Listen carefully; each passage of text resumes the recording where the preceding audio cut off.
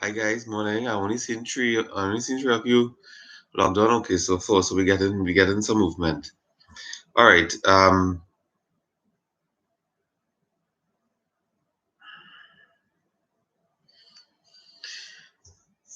This morning we are going to review what we did last week, which was primary health care, and we are going to discuss patient care.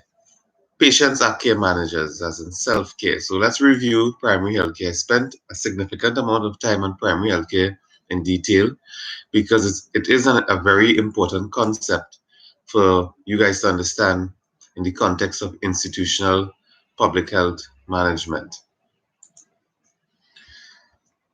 And we went on to define primary healthcare as essential healthcare based on practically sound and socially acceptable methods and technologies made universally accessible. I remember emphasizing to everyone the word access, the word family, communities, in the definition of primary healthcare and the role that those words play in the definition and execution of primary healthcare. The guiding principle of every citizen having a right to healthcare to lead a safe and productive life, because I explained to you that this is what healthcare is about. Healthcare is about being able to restore the productivity of a community, of an individual, of a community, of a nation. We spoke about equitable access to healthcare services, providing the resources to those who are in most need because of unsavory situations that they've found themselves in, sometimes by no fault of theirs, and giving resource and trying to prioritize resources to those persons and allowing those who can afford for themselves to do so. We spoke about the role of the state. All right, so we have five people, and we spoke about the role of the state partnering with local and international agencies, ensuring that appropriate policies and programs are placed alongside reliable structures for socioeconomic development. The structure that was needed was development of health resources, organized arrangement of health resources, organize the health resources in such a way that can it can get the job done. Delivery of healthcare through the media of primary, secondary, and tertiary healthcare services. And we spoke about what defines a primary healthcare service, a secondary healthcare service, a tertiary healthcare service.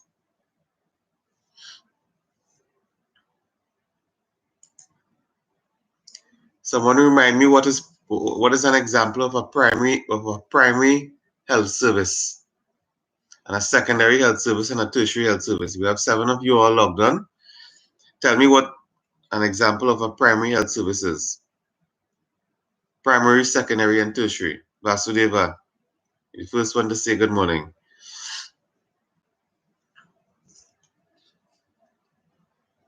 Come on.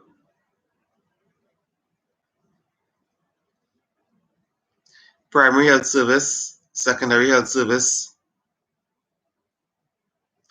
private doctor, primary, very good. Cheyenne, primary, private doctor is good. Let me get a sec. And don't forget yourself, pharmacist. Secondary health service, secondary health centers, Leandra, good, good. And right, and tertiary.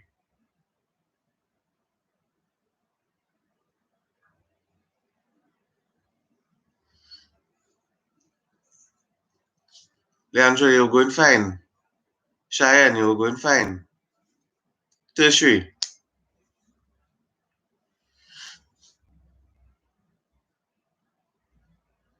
Specialist services, tertiary specialists, right? Specialist services, hospitals that can do surgery, making a distinction between a secondary and a tertiary. Secondary health services don't require overnight stay, don't does not have specialist services available. Good, thank you all very much, guys. Good.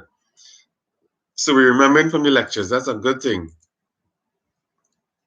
Economic support through sources such as public financing and foreign aid. And we mentioned what foreign aid is, like PAHO, WHO, UNDP. All of those are foreign aid or donations from other countries. Public financing is what your government would be able to get from its royalties from oil and gas, foreign revenue from tourism, taxation as well, and management through strong leadership, policy formation, regulation, and monitoring and evaluation. I cannot emphasize enough the importance of strong leadership, not only in primary health care, but in any type of management that you endeavor.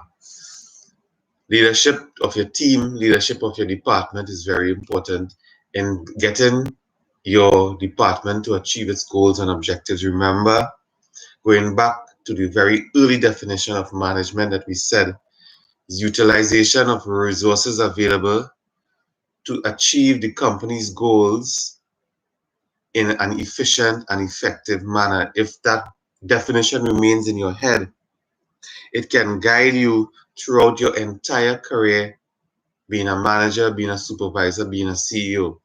Utilization of the company's resources or the resources available to achieve goals in an efficient and effective manner. And these resources at times are human resources, and humans need to be led. Humans need to be managed. You can't assume they will do the right thing on their own just like that. A high performance team only becomes a high performance team from training. Okay, so that's me emphasizing on strong leadership. Policy formation, having the right policies to address the issues that face your community or your country, to aid in the promotion of primary healthcare, of having great access to healthcare. Regulation and monitoring and evaluation. We spoke about the importance of having monitoring and evaluation, a key part of all that you do.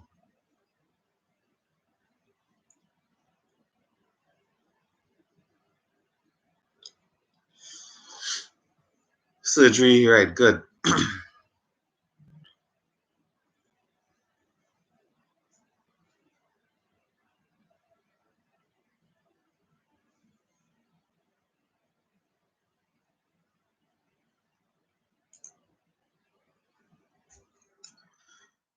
Then we went on to talk about the social determinants of health, and there were a list.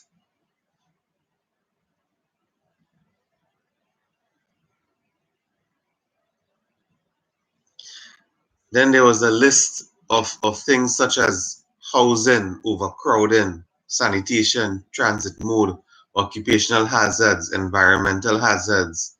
And there is some fresh information that has come to light, guys and girls. There's some fresh information that has come to light regarding our coronavirus COVID-19 status. And does anyone know? Does anyone know that we have a new case, a new local case of coronavirus? Does anyone know?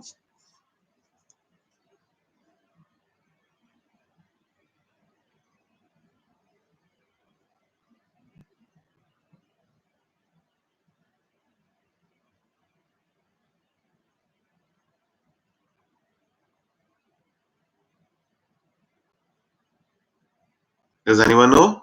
No one knows?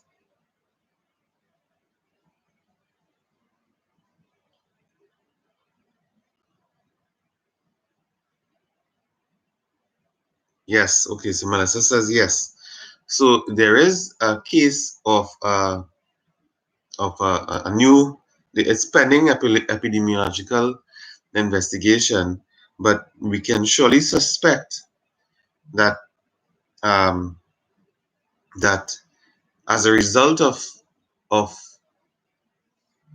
porous borders, especially down San Fernando and down south, down Cedros, um, just give me 1 minute, right?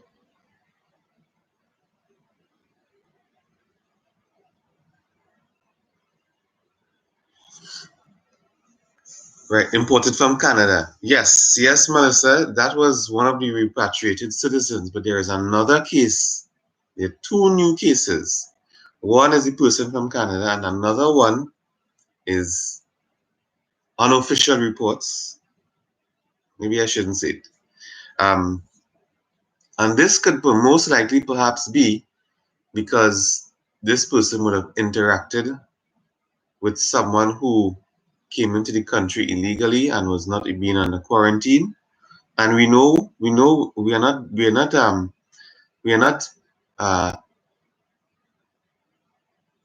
uh, discriminating, but we are being realistic that our immigrants are in positions that are difficult, tough to live in. They live in cramped conditions. Their sanitation isn't all that great, and I would not be surprised if at all it was possible to trace back this local person to a Venezuelan interaction. So it ties into what we are discussing here in primary healthcare when we talk about housing, overcrowding, sanitation, occupational hazards, environmental hazards, education, income, lifestyle practices. All of these things were considered to be social determinants of health that impact upon a person's health status. And then we discussed the impact of globalization, in a socio-political context of the labor market, education, family.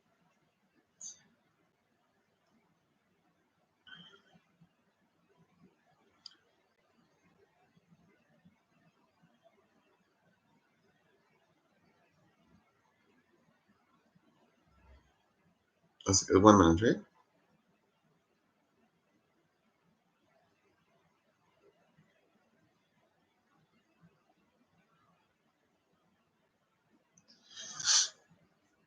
Yeah. So all of these things shape what we call the social determinants of health. So I hope everyone can have a good appreciation of what when you hear the term social determinants of health and how it can impact on healthcare. That you can think about these things. It's not necessarily vaccines, or it's not necessarily medication. It's not necessarily ultrasounds. Social determinants of health are the things that we just mentioned. Okay, and we went on to talk about barriers of primary healthcare, income, social cohesion. Social cohesion simply means you may have some tribal warfare going on. You may have some um, um, grouping grouping of persons who not interacting and perhaps warring with each other.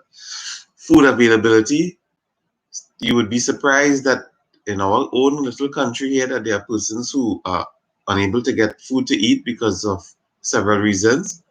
And gender imbalances, living conditions, working conditions, all of these things create barriers to adopting healthy behaviors. And understand it's a behavior, it's a mindset that we are trying to get at with respect to developing this whole understanding of primary healthcare.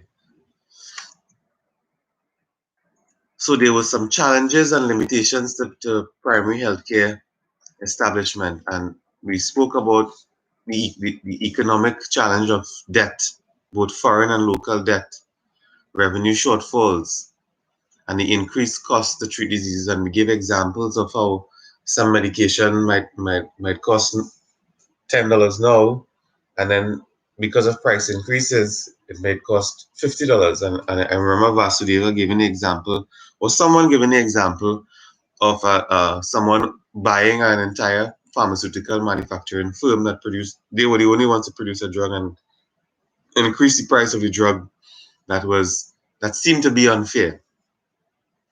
Political will, and I hope you all take home this message, because we've been talking about political will and management will from day one, and being in agreeing to shift spending to a wide range of things that all impact health, to shift spending on things that affect this that have effects on the social determinants of health, talking about increase for law enforcement, surveillance equipment, um, injuries from domestic violence, motor vehicle accident. You all, I don't know if I touched on it, but motor vehicle accidents was a real issue, or still is a real issue, but many years ago, um, on that Solomon Hochoy Highway, which is the one that connects San Fernando to Chaguanas, and then from the Uriah Butler is Chaguanas to Grand Bazaar. On that highway, if it is you're driving, take a look. You might see makeshift, um, what do we call that? Memorials, tombs, or uh, people putting cross and home and whatever religious symbol they have for relatives or friends that they would have lost on that highway. And you might not think of it as an issue for health, but it is an issue for health because a dangerous road affects your citizenry, your nation's mortality rate. If you have 5 people dying on your road every month, that's relatively high. That means something needs to be done to this road. And the reality is that, in my opinion, professionally as well, the authorities don't do enough to safeguard persons who use our nation's roads. Whether be it you're driving and you have to avoid a large area that is dug up from Wassa and it's on a corner, or and you get into an accident with another vehicle and you lost your hand, or you die. You're driving on the highway. You are on your right, on the correct side of the highway, which is the left side. Um, and a vehicle crosses the median and gets into contact with your vehicle, and you get dismembered, or some bad thing happens. And all of these things, believe it or not, affects the mortality rate of a country. And these are where there's need for political will to shift spending into doing those things, to do whatever it takes from a social perspective, from a non-health perspective, to ensure that your citizens are safe and healthy. Because when you think of health, and when you think of health in the context of primary health care, these are the type of things that you think about. You have to go beyond the vaccines and the tablets and the surgeries and the ultrasounds. It's these social factors that play a real role. They play a real role in ensuring that your health status remains good. Sanitation, we could go back to the simple things as sanitation, living in a place that's clean, that garbage collection is done regularly, or as a community, you take real control over sanitation, to get clean drinking water, to be able to to wash clothes, to have baths. These things are all parts of the social determinants of health. All right, so we talk about challenges being economic and political will. Human resources, another challenge. Getting the right skilled persons in places that are sometimes difficult to reach.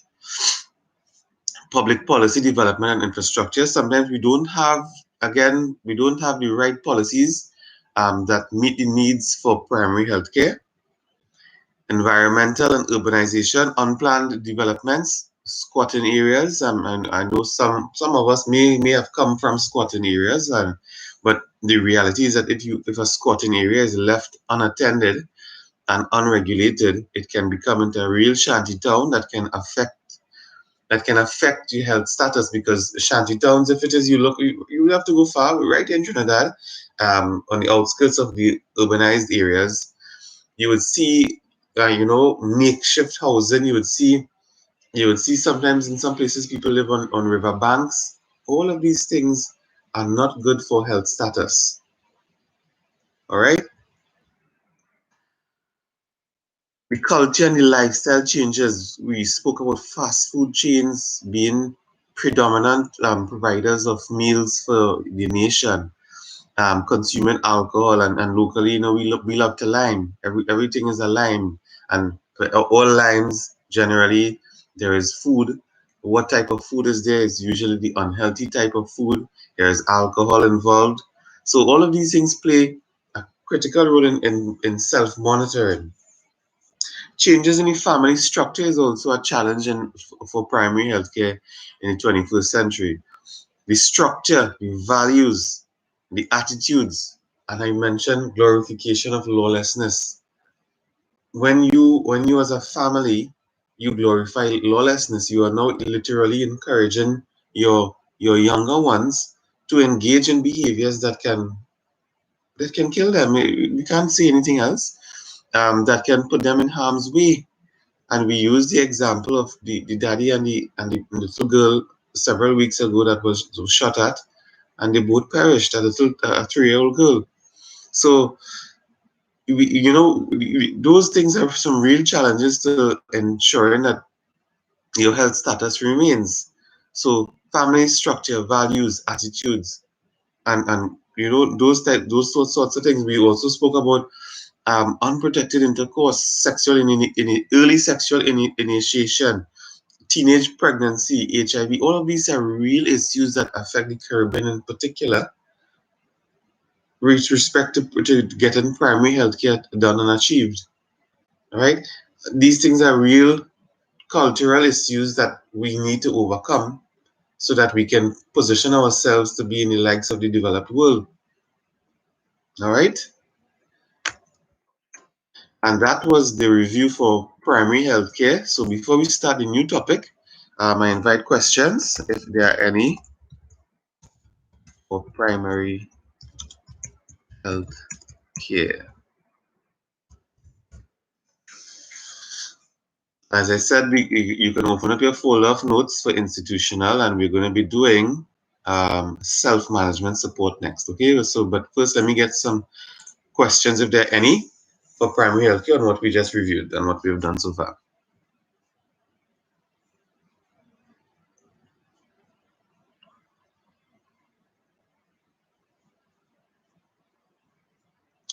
No questions, guys?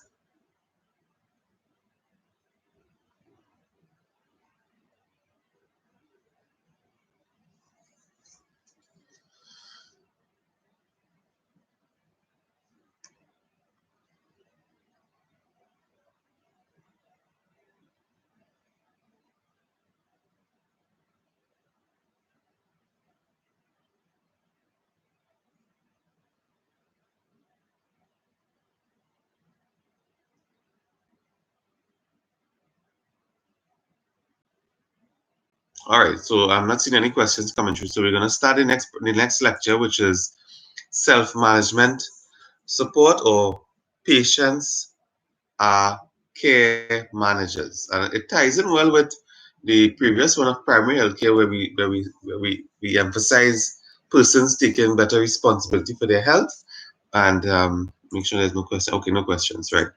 So let's go. We have 48 slides to go through, so let's get them done.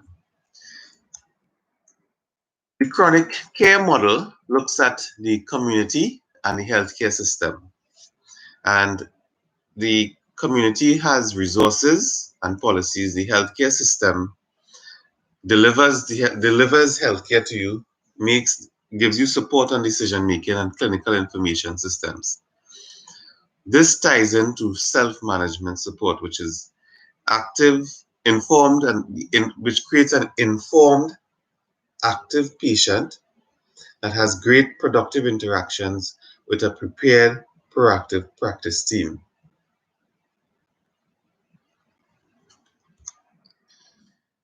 In self-management support, we emphasize the patient's central role in managing their own illness, assessing and acknowledging the patient's personal beliefs, behaviors, knowledge, religion, advising on providing specific information about health risks and the benefits of change. Now, this speaks to I hope this speaks to all of you as future pharmacists, because essentially Our role as pharmacists is of education, and you will find yourself from the moment you go out there into practice, and even right now, if you've done any rotations in community or even in public, you would find yourself talking from now till the end of your practice to patients who have just recently been diagnosed with an illness. And you are now going to, especially if it's going to be a chronic disease illness, you will have to be talking with them regarding any lifestyle changes that might have to be made to improve their healthcare status. Help your patients by solving their problems, identifying any personal barriers that they may have, and arrange a specific follow-up plan. So we can define self-management as the individual's ability to manage symptoms, treatment, physical and social consequences, and lifestyle changes inherent in living with such a chronic condition. And it may not always have to be chronic conditions. It can be one-off conditions as well that you can help the patient take full control. So what is self-management support again? Definition: continuing making and refining healthcare system to facilitate patient self-management. It's the new drive. You all would know by now that in previous decades, healthcare was a conversation of provider to the patient, and we now call them customers. And it then moved to a conversation, a two-way conversation, right? And now we see more and more where the patient is actually telling the provider more information, giving the provider more instruction, and perhaps just getting an opinion or getting an advice. So, but it is a good thing when persons take control of their healthcare management. You have better outcomes because they are now leading themselves. So we are all familiar with the term patient education. And this is where this lecture goes in shifting from patient education to self-care management support. Patient education is information and skills are taught. Self-care management, patient identified skills to solve patient identified problems are taught. In patient education, the goal is compliance, and in self-care management, the goal is self-efficacy. In patient education, healthcare professionals are teachers, and in self-care management, teachers can be professionals or peers. All right, so two-way conversation happening. Patient self-management should not be didactic, which is me lecturing or you lecturing to the patient. You being the sage on the stage, the person who has all the information and they know nothing. No, no, exactly. Look, no finger wagging. Um, Waiting for patients to ask for help. No, you need to go to the patients and you get feedback from them. That's what self-management is more about.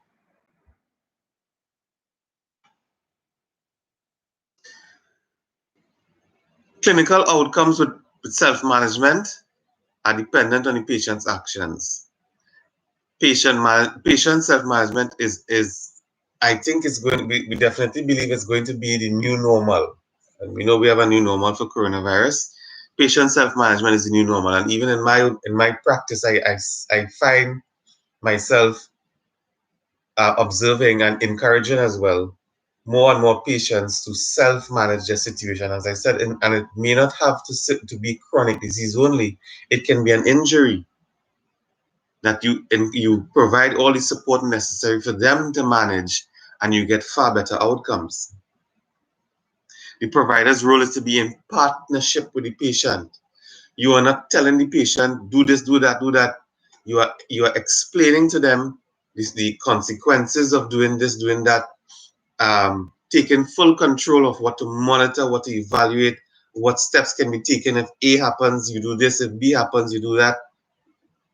Professionals are experts about diseases, and patients are experts about their own lives, and that's a reality that we must face. It, we must be able as healthcare professionals to come off our pedestal and come off the stage that we put ourselves relative to patients, and understand that yes, we may have a lot of professional information, good sound information, but the patient is the one that has expert knowledge of their own life, of what experiences they have, of what allergies, something as simple as allergies. Um, I can give an example of, we talk about brand and generics, and we talk about all generics essentially should be the same as a brand, right? Correct? Let me ask you guys, all generics the same as a brand in terms of,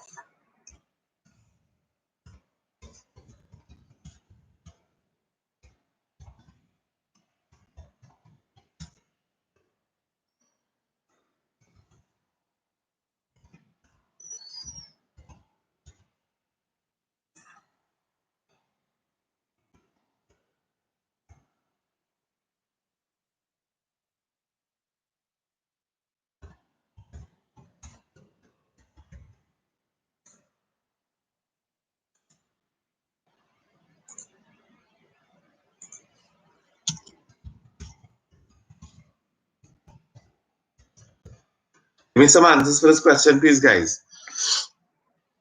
Are all generics the same as a brand in terms of therapeutic effects and side effects? Let me get some answers from you.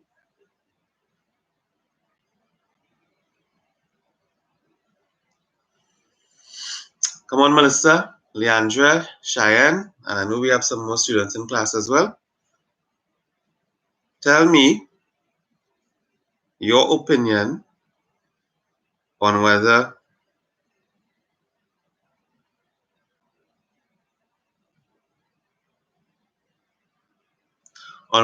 generics are the same as a brand name product. It should be. It should be. Right? Good. That's a good, safe answer to use, Leandra. It should be.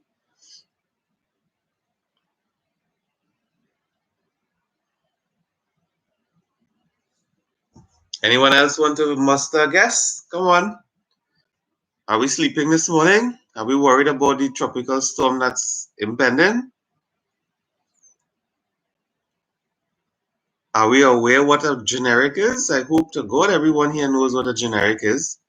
All right, Melissa is saying a strong no. Anyone else before I answer?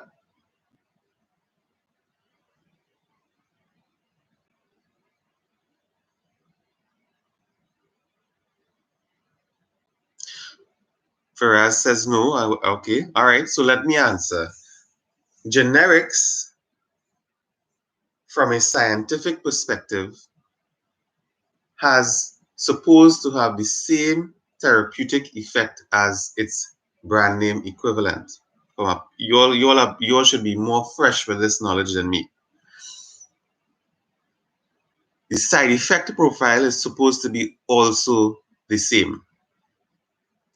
However, the reality is that there would be very small differences in manufacturing and excipients meaning inactive ingredients, that may have particular effects on other persons, on different persons, sorry. And I will give an example. Sometimes therapeutically, the it's not equivalent in terms of effect on a person. So I am an individual. I have had to use omeprazole from time to time. There are several brands on the market. Luckily, the cheaper ones work for me, so I don't have to spend large amounts of money on Nexium and Pantecta. Nexium and Pantecta, by the way, is pantoprazole and esomeprazole, right? Okay. There is a brand called Aprazole, which is, as we would know, the one in the gold card, works perfectly fine. There are two other brands, one called Metaloc, one called Lomez. Same omeprazole 20 milligram, same capsule, same same presentation. And the reality is that the Aprazole works better. The other two sometimes don't work at all. So I'm saying this to emphasize the point, and to emphasize the point in your lecture here, that that patients are experts about their own lives. So if it is without having any professional health education, and I go to a healthcare provider, and this healthcare provider is telling me to use a product that I am aware is not efficacious on me, then, and he or she is insistent, then that's not self-management. That's old healthcare. New healthcare is where the professional takes the opinion of the patient into consideration in providing the best possible solution to their healthcare dilemma. Self-management tasks and chronic illness. And well, this lecture emphasizes about chronic illness, but remember I said you can apply it to other things as well. Take care of the illness, carry out normal activities, manage emotional changes. Emotional changes, guys and gals, emotional changes are are real issues that present themselves when persons, as I said, are now becoming diagnosed with an issue, emotional. Emphasizing the patient role. We're on to slide 12 now. And I read here an excerpt from Funnell and Anderson on JAMA 2000. If physicians view themselves as experts whose job it is to get patients to behave in ways that reflect that expertise, both will continue to be frustrated. Let me read that over. If physicians view themselves, and we can use the word pharmacist as well, we can use the word healthcare professional, view themselves as experts whose job is to get patients to behave in ways that reflect that expertise, both will continue to be frustrated. And when we talk about, let me ask you guys, when we talk about healthcare professionals expecting patients to behave in a certain way, what is the phrase that we are looking at? What is the phrase that we are talking about that is a phrase common in pharmacy, a phrase common in healthcare? What is the phrase that we use to get patients to behave the way we want them to behave? Come on, guys, you all know this. I'm gonna give you a chance to get this word. We spoke about this word earlier in this lecture self. Before I get patient compliance, precious. Very good, very good. Compliance. That word is compliance. And we just, yes, Leandra, patient compliance. Yes, and we just spoke just about 4 or 5 slides ago about comparing patient education versus self-care management. And patient education is the one that talks about compliance, and self-care management talks about patients taking responsibility for their health care. All right? Continuing in the quotation, once physicians recognize patients as experts in their own lives, they can add medical expertise to what patients know about themselves to create a plan that will help patients achieve their goals. And this is exactly what we're talking about. Once healthcare professionals recognize patients as experts in their own lives, you as a medical professional can now add your expertise to what the patients already know about themselves and create a plan that will help them achieve their goals. And the point is to not come into the picture and tell them, no, no, no, don't do this, or no, no, no, don't do that, or you need to do this, or you need to do that. And if you don't do this, well, you're going to die. No. Persons, yes, at times might be irresponsible with their healthcare and do things that, for want of a better word, That might be just voodoo, but there are persons who do engage in, they try to engage in healthy lifestyles. Some people eat healthy. Some people, um, some people do exercise. And I want to get an example from you guys of someone who takes care of themselves by, let's say, taking a supplement.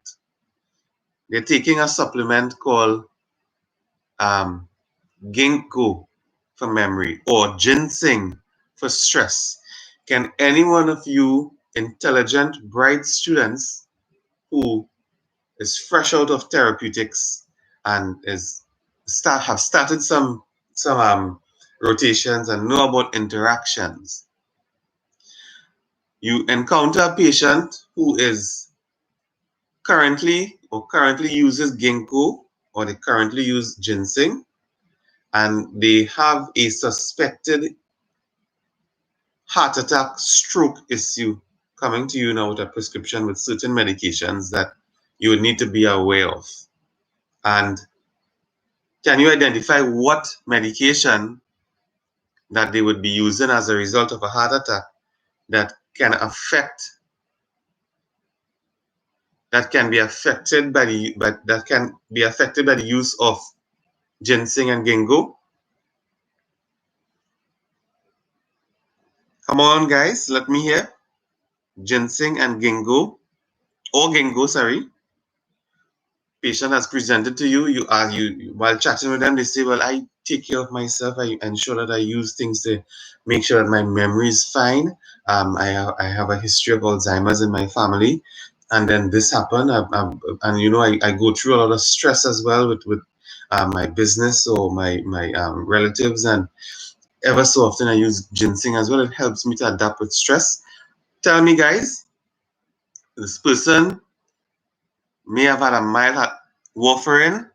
Yes, Cheyenne. Yes, you are very correct. Clap, clap, clap. Perfect. Warfarin is definitely one. Aspirin. Oh, you guys have. Woo! Look how bright you all are. Very good, Biana. Nice seeing you this morning here, man. Aspirin, Precious, aspirin, correct. Melissa, ibuprofen, correct. Firaz, aspirin. Cheyenne, warfarin, absolutely correct. Now, how are you going to tell this patient, you know what? You can't do this, you simply can't take that approach because this is someone who has already invested themselves in their own healthcare by taking the right type of things that are necessary to help them through it, right? So those are good things. But if they take these items concomitantly, I'm using a nice pharmaceutical term there, you can cause more problems. You can cause bleeding. And what type of bleeding do we look out for? I'm sorry to be getting into therapeutics, but I love therapeutics. So let's go. What type of bleeding do we look out for? Precious, Biana, Melissa, Firaz, Cheyenne. You all answered. So tell me what type of bleeding you would now be telling this patient they are at risk of. They would say, yeah, what the blood thin. But it can have an increase in bleeding. What type of bleeding are we looking for? Gastric, correct. Gastric. And gastric is the one that's perhaps most dangerous because you wouldn't recognize it. If you do have gastric bleed, and let's just say you eat a lot of bhaji or you eat a lot of green leafy vegetables and your stool is coming out green already, you will not notice that it may be blood. So yes, so very good. I'm happy, very, very happy to see you guys know this and you're on point with this. Perfect. I love it. Great. So you need to now put your expertise to this patient and tell this patient, listen, ma'am, okay, so this condition that you have is pretty serious, and I am very happy to know that you take care of yourself by using these herbal supplements that help with memory and with stress. However, there are some risks involved, and you have to let her know the risk involved. Let him know the risk involved, and allow them to be able to make that decision with your assistance or knowing that one, I could just avoid it altogether, or if I am continuing it, what to look out for. And this is where you, as a health professional, with your own medical expertise, can add to these patients' lives who know their lives better than you. And that's the point I wanted to make. All right. So I'm gonna invite some questions for what we did so far because we're gonna take a break. Any questions on what we did so far, guys? Are we okay so far? Because we're gonna take a break and then come back at 10.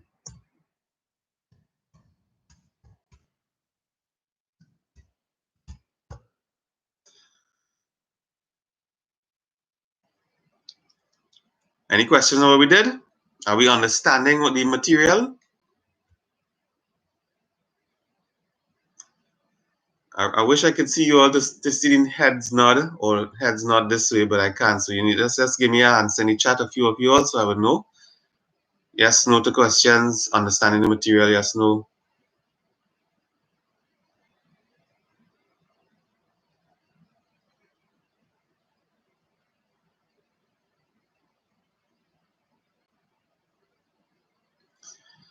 All right. Yep. Okay. Thanks, Faraz. Good.